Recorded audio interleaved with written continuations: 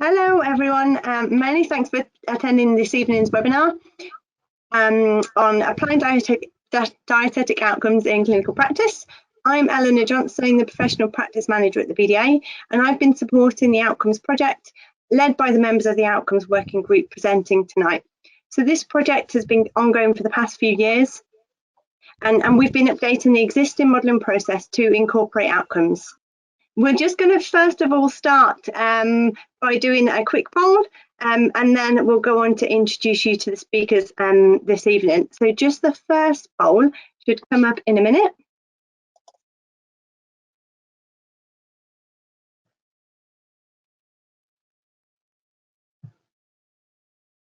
And hopefully you can see the question now: how confident are you to use the modelling process to integrate outcome measures into your practice?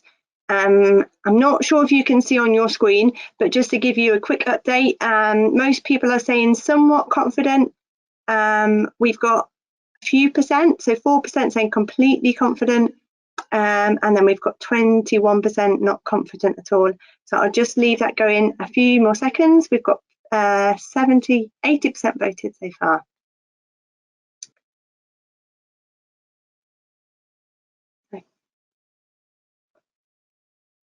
Okay, and at 83%, we've got 3% completely confident, 18 fairly, 36 somewhat, 23 slightly, and 19 not confident at all. So that's really helpful to know, and we'll do the same poll at the end, and hopefully we've increased your confidence.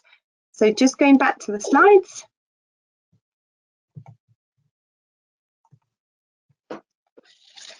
And as I said, I'll just introduce speakers now. So you should be able to see everyone's faces.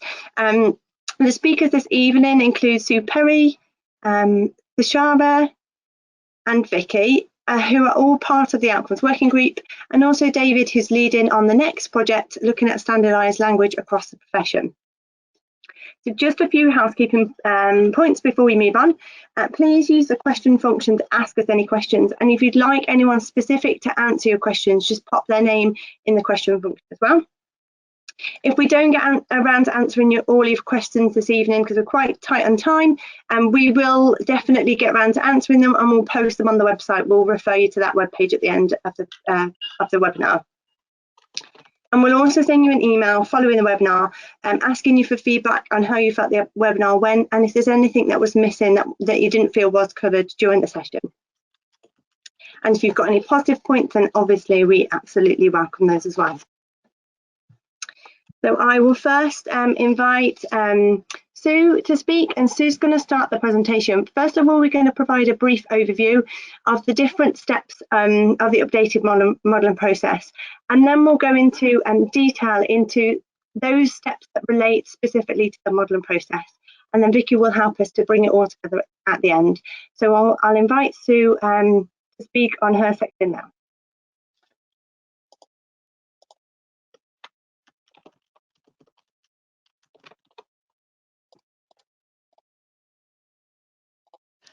Hello, as I said, I'm Sue Perry. I was part of the Outcomes Working Group that were kind of looking at where we are with outcomes and decided that it made sense to fit that in with the process.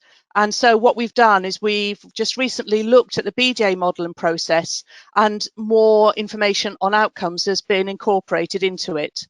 So just to recap, what I'm going to be doing is just giving a really short summary of the modelling process, just make sure that people are aware, and just focusing on those aspects that maybe have changed the most, just to introduce the session really.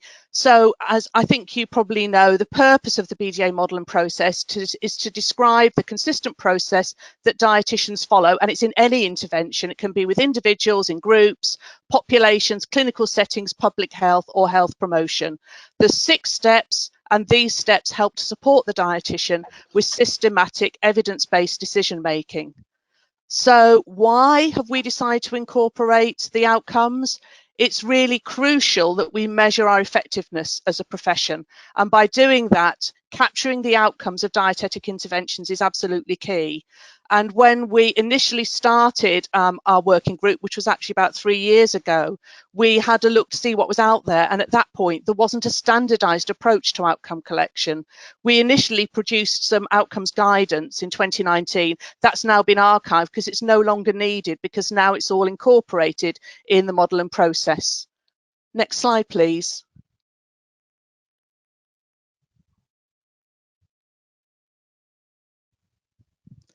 So why do we use the model and process? Because it provides a standardized approach, and because it's a standardized approach itself, then we get a standardized approach to outcome measures.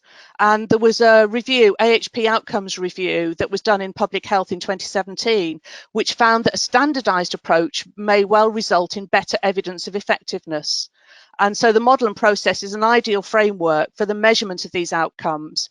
And so what it does is enables us to evaluate data which is related to the effectiveness of our dietetic practice. So measuring outcomes enables us both to identify processes that are effective and those that are less effective and may well need adapting. It should improve service user care and ensure that a cost-effective service is provided. Next slide, please. And so to use the model and process, we really need to look at it with an outcome-focused approach. So it's really important that we look at that. And integral to this is using clinical reasoning.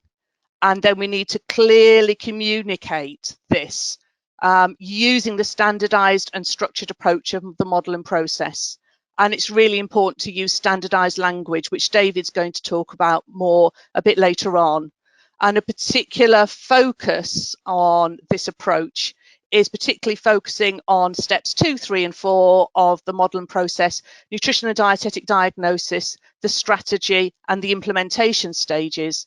And it's also really key that we include the service users' thoughts as well, their ideas, their concerns, their expectations, and their priorities. And the benefits should be clear communication with the service user, the dietitian, other professionals, using the standardized language and structure. And the focus on outcomes helps to direct the intervention and to see if the intervention's working. And the standardized process enables evaluation data to be collected systematically. So the whole point is that we should have a consistent quality of dietetic care, both for service users and for employers as well.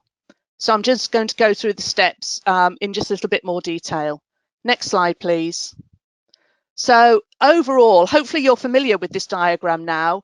That hasn't changed at all. There are 6 steps to it, and the identification of nutritional needs sits outside the actual process. So I just want to look at steps 1 and 2 here. Step 1 is the assessment, where you're collecting, analysing and interpreting the information. And it's important here that you're using critical reasoning, establishing nutritional risk and inform the decision making. And then step 2 is the nutrition and dietetic diagnosis. And here is where you identify the nutritional problems and prioritize those. Look at the cause, which is the etiology, as well as the signs and symptoms which you obtain from the assessment. And that together forms a PAS statement, and the PAS statement explains and clarifies what that nutrition and dietetic diagnosis actually is. Next slide, please. And this is a new image, which is in the new updated model and process.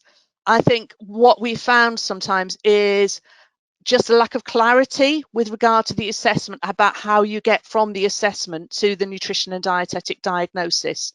The assessment is there. It's not just for collecting A, B, C, D, E, F. Though, you can look at all the different aspects of what you need. It's deciding what's the relevant information that you require and using that information then to evaluate. So you evaluate nutritional status, evaluate nutritional risks, and they're related to the presenting medical problems.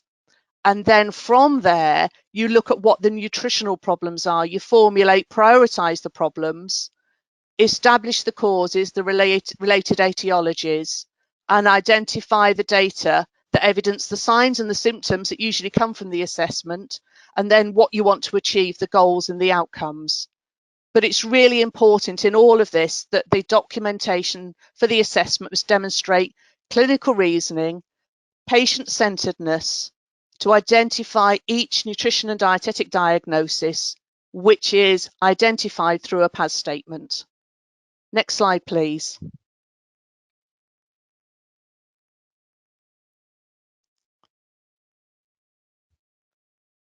And then the next two steps are strategy and implementation. Now, they should fall nicely from the nutrition and dietetic diagnosis. If you've got a relevant assessment and you've already tried to evaluate it, you've already thought then about the PAS statement and then what you want to achieve. And what you should then be doing is defining the outcome, which is what you want to achieve by the end of the intervention, defining the dietetic goals that the dietitian and the service user aim to achieve, and the goals are by the next consultation. So they're short-term goals, whereas the outcome is the end of the dietetic intervention. And to define how you're going to get there. So that's the intervention category and the proposed actions that you want to do to meet the goals. And again, clinical reasoning is key here to justify the choice of dietetic intervention, how this should improve or resolve the problem, and how to achieve the outcome. And the implementation is basically the implementation of the strategy. Next slide, please. And then the model and process finishes with monitor and review. And this is a key point because you need to monitor the progress towards the outcome and the goals.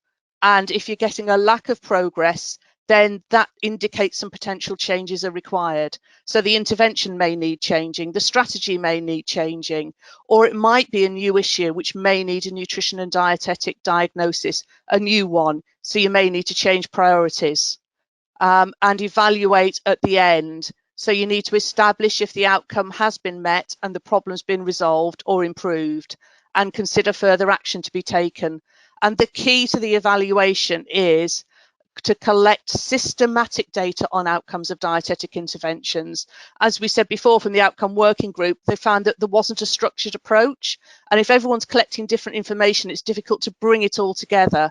Whereas what we want to be able to do is to be able to compare across, you know, for example, within the same specialty, across different specialties, maybe within the same department and across departments and nationally. And you can only really do that with a systematic approach. So hopefully you've just got an introduction as to why we've made some changes to the model and process, and you can see why outcomes is key to this. So thank you very much. I'll just hand you back to Eleanor. Many thanks, Sue. That's great.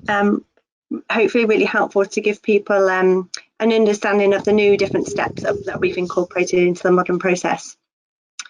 So just handing over now to David, who will focus on the PAS statement specifically. So David, if you can pop your camera on if to be on video, if you're happy to be on video. If not, I will just share the slides. Thank you very much. Yeah, great. So thank you very much.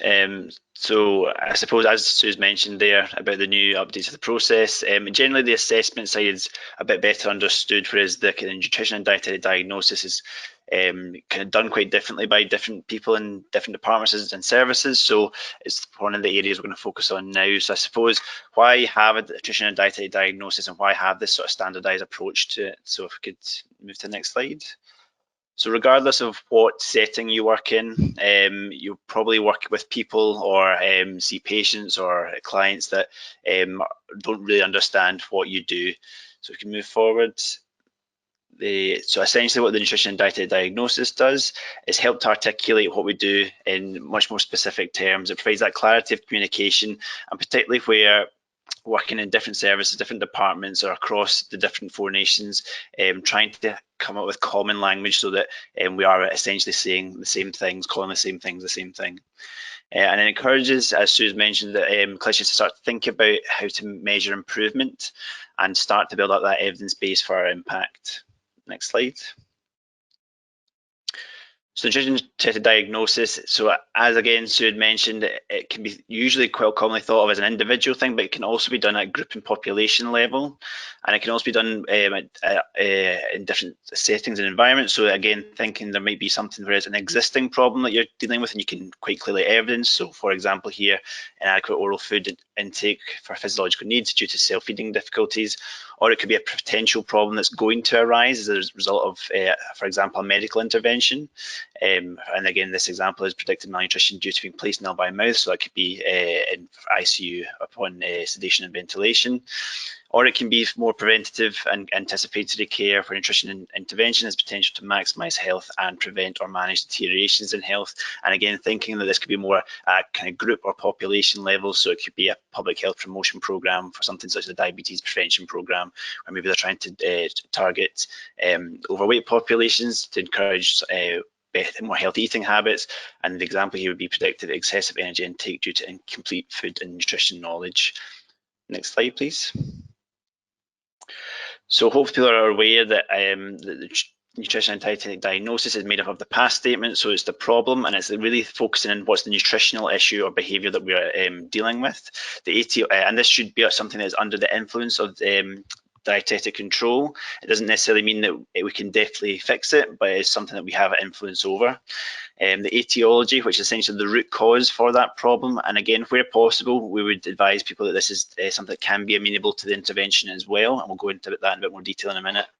And then the signs and symptoms, so again, that's evidence for the problem that you've discovered and potentially for the etiology as well. And the statement itself should be able to form the structure of this problem is due to this particular cause, as evidenced by these signs and symptoms.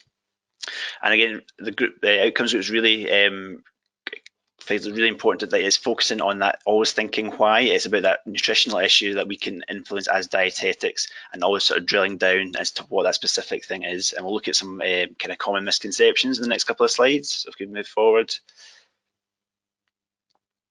So this is one that's probably quite common. So the problem here has been highlighted as a high blood glucose levels with an etiology of living with type 2 diabetes, and then a series of signs and symptoms there. So if we just move forward, the slide forward. So again, it's about that drilling down as to the why. So why is this the blood glucose levels raised? And in terms of the etiology, using conditions is quite common, but again, a lot of conditions cannot be necessarily improved. Obviously, some can go into remission, but it's not something they necessarily have an influence over. So it's again thinking what's that more kind of root cause aspect of it. So sorry, yeah, you're fine to move forward.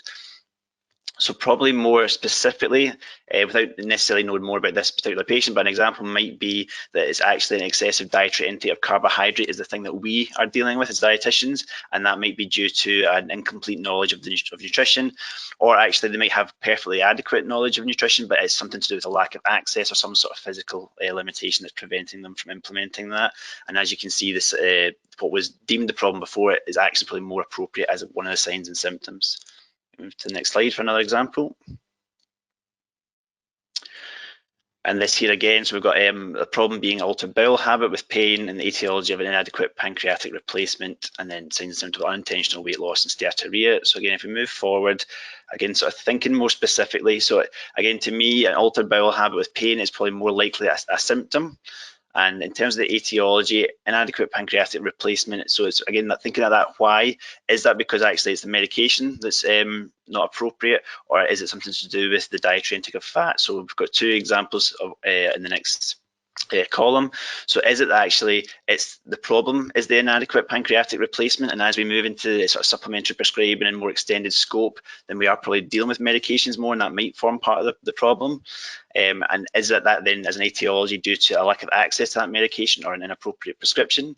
Or is it actually that the pancreatic replacement would be okay were it not for the fact that the patient is having too much dietary intake of fat, and therefore, and is that related to some of the etiologies we mentioned in the last slide? Or it might be things like the patient's attitude towards their diet or their beliefs or cultural factors. And again, some of the things that we mentioned before have moved into the signs and symptoms category, and to sort of tease out what that kind of the extent of the problem is and improve that picture a little bit, you might mention about a normal fat intake or an elevated fat intake depending on what the context is. So moving forward again, so the reason to kind of be so pernickety about all these things is that actually your nutrition and dietetic diagnosis should then, in terms of the problem and the etiology that you're dealing with, should then really quite strongly influence the intervention that you're going to use with that patient and the outcome that you select. So for example, if it is a lack of knowledge, then what your intervention is probably something around improving knowledge or some sort of education type intervention, and therefore that's the actual thing that you are doing, and so that we can evidence that well. Next slide. So the reason for going into all this detail about nutrition and dietetic diagnosis is it's a really nice example of introducing structured data into healthcare records. So just really quickly, structured data is where there's a predefined data model for particular data, for data definitions. It will have robust definitions about what the article is, but also how it's stored and the format that it's stored in. And because of all that, it can be stored in rows and columns in relational databases. And what that basically means is it can be really easily analysed for things like logistic regression or clustering techniques and that sort of thing. Whereas unstructured data is where there's no data model, there's less robust definitions, and it's not suitable in its original format for storage in these databases. And that makes it really hard to use. And if we move forward, it will show some examples of unstructured data. So you probably recognise all of these because so much of what we do in healthcare relates to all these things, and actually it's estimated that 80% of medical data is unstructured, and therefore we're missing out on a lot of data that could be really useful. And if we move forward, we'll look at some of the data that is in the dietetic model and process. So some of them are highlighted here. So we have vast amounts of information in terms of what we do as dietitians that is lost because we don't have structured mechanisms for it. And if we move forward, what the BD has actually done is create the outcomes framework. And that is an attempt to start to have a more structured approach to data so that we can analyse these things and try to collect the same information as Sue was saying, so that we've got that kind of large data set that we could work with. So the ones that have changed to blue in terms of the ovals are ones that are included in the BD outcome framework and ones that we would hope that you would start to engage with. And the link is there in terms of accessing the outcomes framework. It is available on our website. If you move forward the slides, thanks.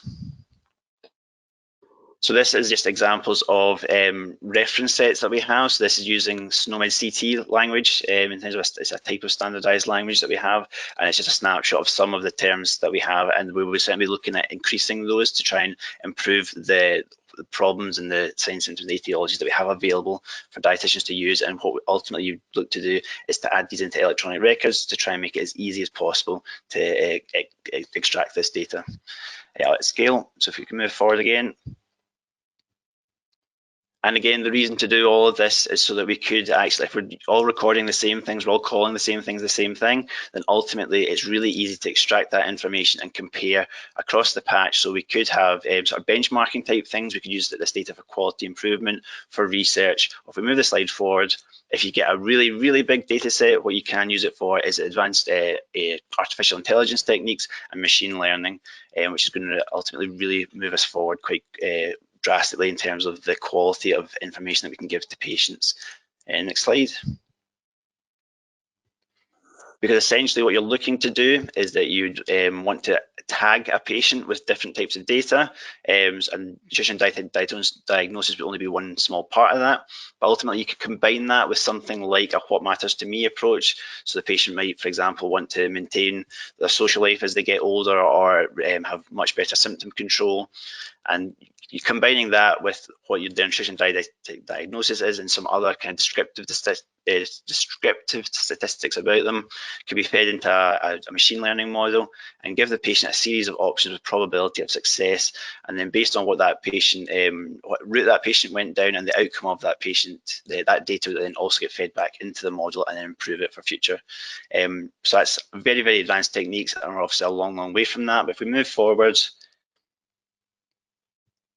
this is a kind of rough timeline of what you would look to do, the rough steps you would look to take to get that kind of stage.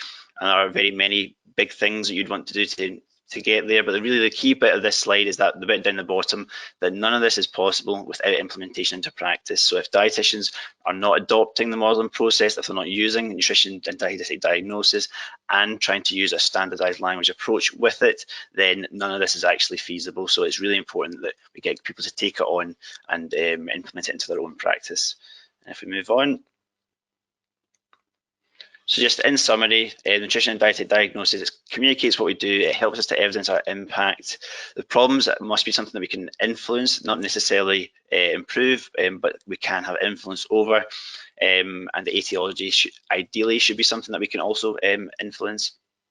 And key things to do are particularly to try and avoid using clinical diagnoses or symptoms as your problem or your etiology. Keep thinking, asking why, what is that nutrition behaviour that we're tackling and what is the root cause of that. And then the standardised language is a really key part. There are current lists available. They're not exactly where we'd want them to be. It'll be an iterative piece of work that we'll continue to do. And if anyone's particularly keen on being involved in that, please do get in touch. And please also check out the outcomes framework to help use with this sort of work as well. And I think that's me. Thank you very much, David. Brilliant. Okay, so we will now hand over to Shara, who is going to look at the strategy section. And this section brings outcomes into the modelling process. So I'll now hand over to Shara. Thanks, Eleanor. Can we have slide 1, please?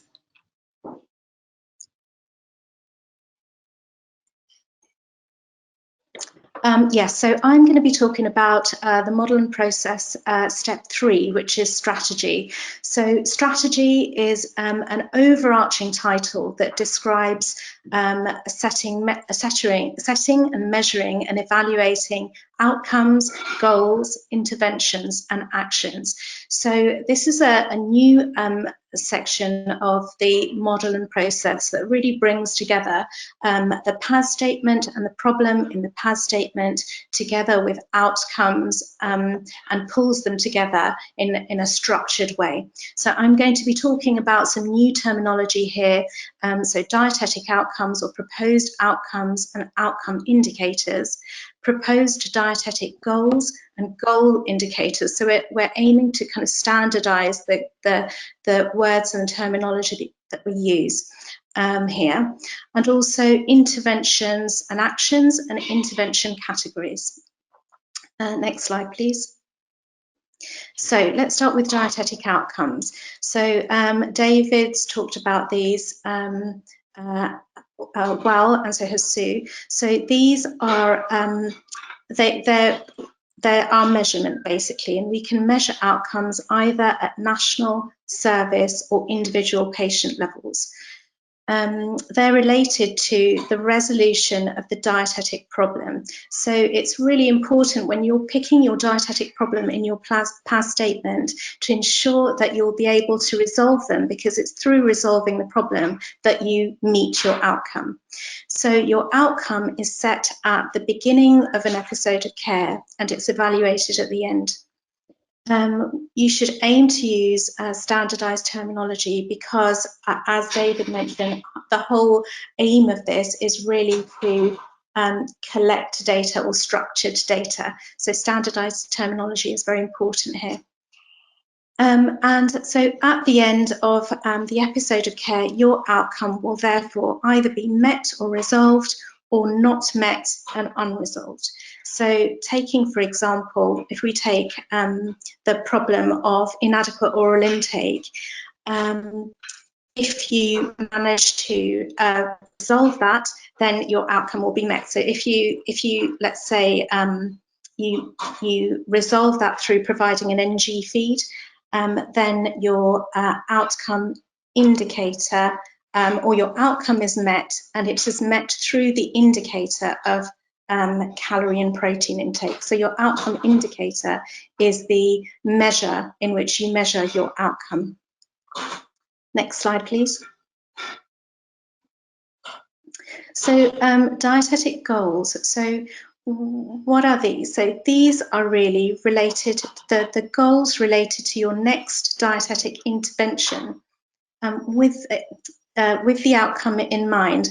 Sorry, it should say next dietetic consultation with your outcome in mind. So these are the things that you would aim to do by your next dietetic consultation. So for example, if you have a patient who's got inadequate oral intake and you're trying to NG feed them and meet 50% of their requirements by your next dietetic consultation, then your dietetic goal for that, your current consultation, would be to meet 50% of your nutritional requirements via NGT by the next visit.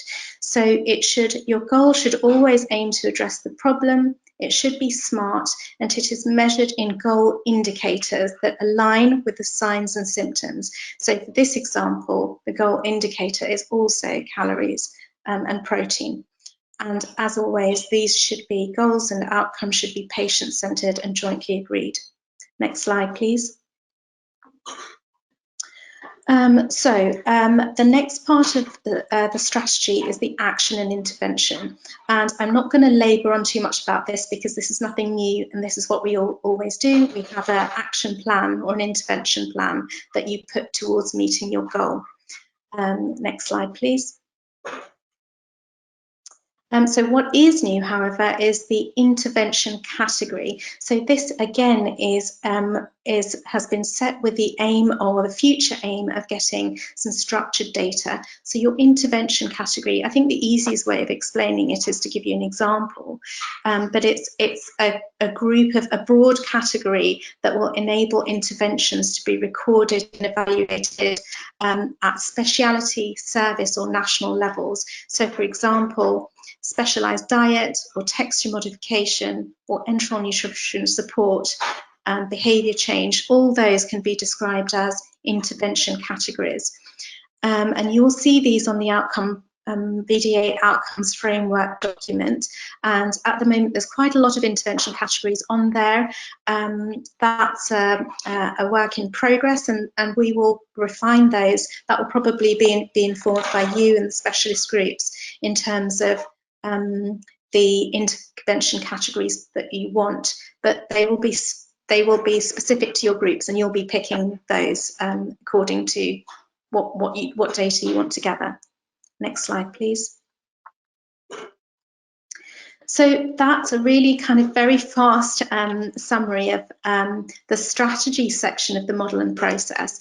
And step 4 of the model and process is implementation. So we put this in here because it's really all the things that you do to implement your strategy and your goals and your interventions. So you may ask, why is this here in the model and process? And it's here because the process is the process that we follow when we see a patient. So it doesn't necessarily need documenting. And that's quite an important thing to touch on, that the model and process is not a documentation process. It's a process that dietitians do. And we also put this here because a lot of the time in implementation uses the skills and the dietetic skills that we all have, and it links in with the curriculum. That if you see the curriculum, it is divided now into skills, knowledge, and values. So this is also helpful in terms of separating out skills and knowledge when assessing students. Next slide, please. So just to carry on from the previous slide, and to clarify that the model and process really isn't a documentation format. So the documentation formats would be maybe set by your trust. They're very individual to either your trust or to you. And some people might use standardized formats like SBAR or BDAP, and that's good. And you would include aspects of the model and process in there, and certainly your past statements and things. But you would have a different way of structuring your documentation. Next slide, please.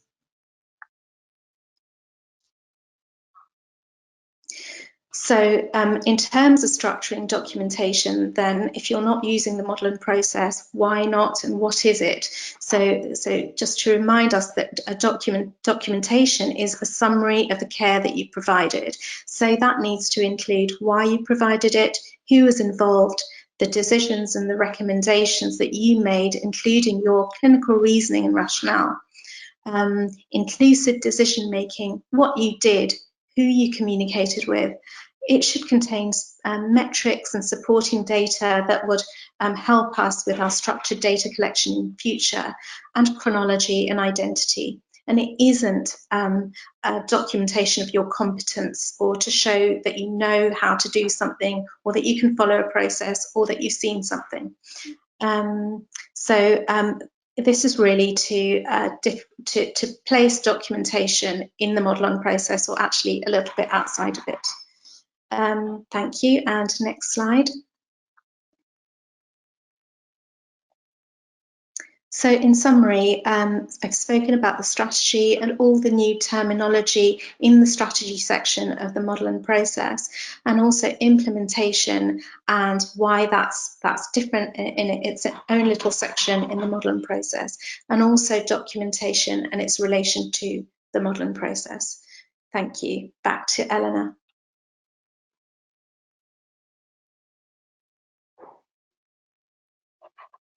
Thank you very much, Tashara. That's a really lengthy stage, isn't it? So it's difficult to get it all in very quickly. So thank you very much.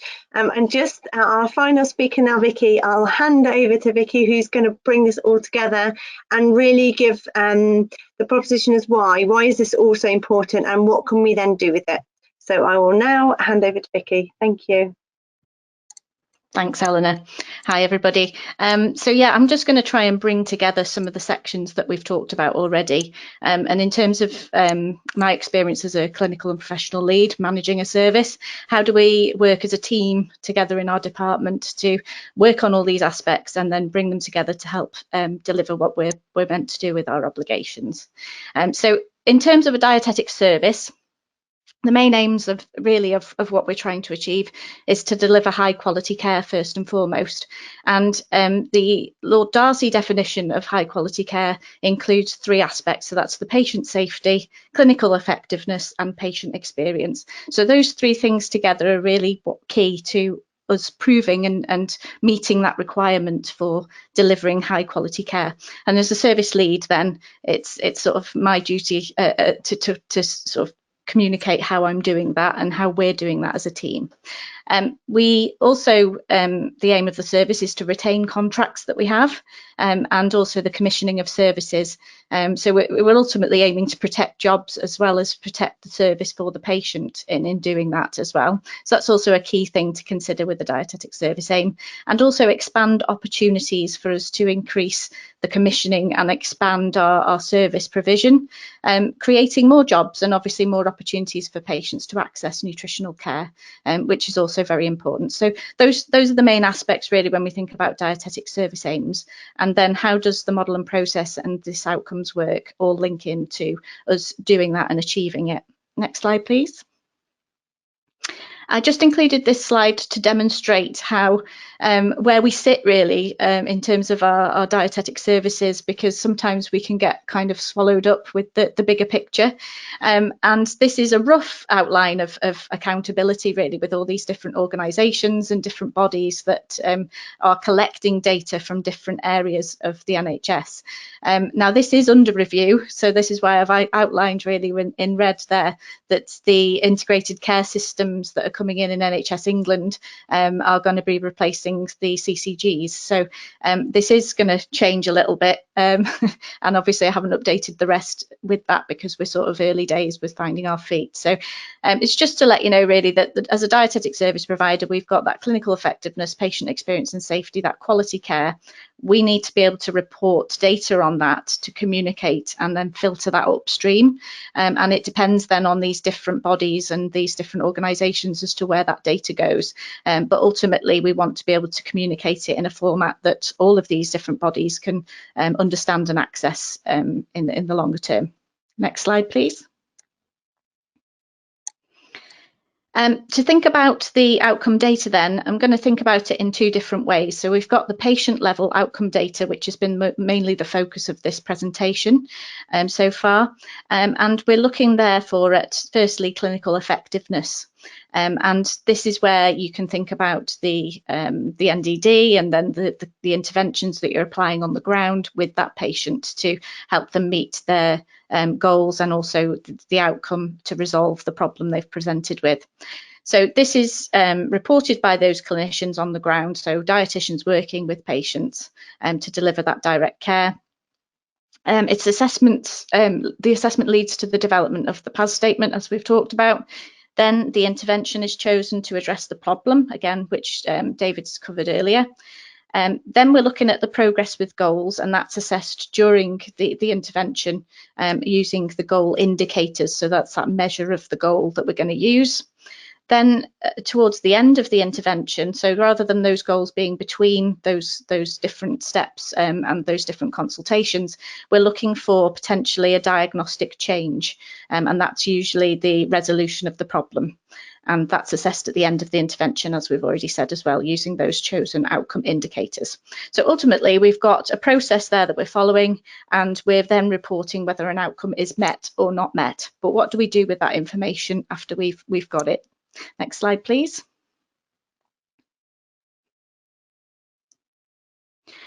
So David mentioned as well the BDI outcomes framework, which gives us a starting point.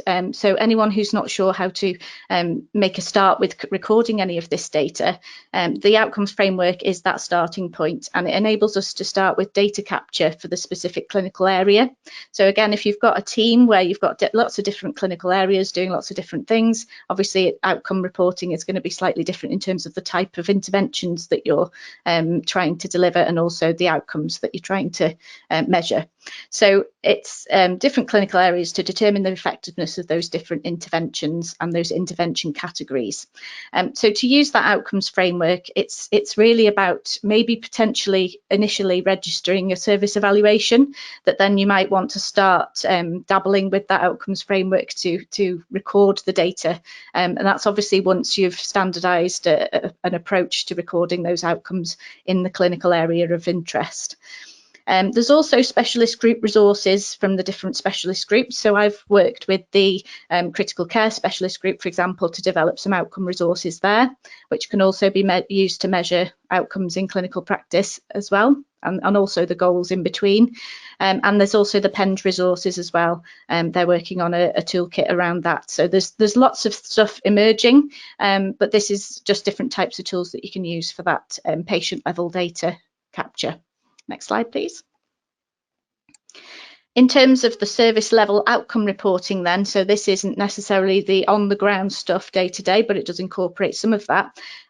But as a clinical lead and a manager, from the team perspective, we're looking at the patient safety aspect, and that's also crucial for quality care.